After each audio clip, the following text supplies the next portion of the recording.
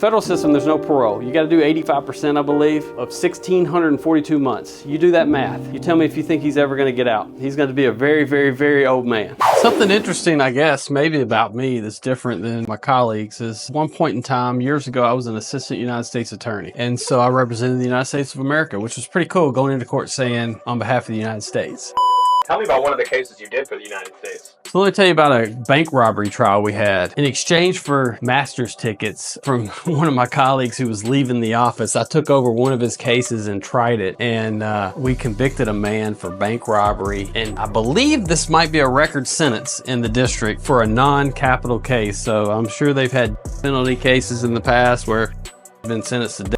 But as far as a number of a term of prison, this is probably the record for the district. So we prosecuted this guy for bank robbery. He was in jail when all the banks were robbed. He was orchestrating it from behind bars. He was trying to flee the country. So he's looking at a third strike conviction in South Carolina on multiple charges of armed robbery. He was just a serial armed robber. And any of those cases would have landed him in prison for the rest of his life without the opportunity for parole. And I remember when he got sentenced, the U.S. Marshal came and told me afterwards, he said, you know what he did after he got sentenced? And I had to take him back to the holding cell.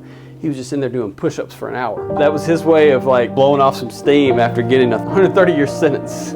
God. So that was a cool case.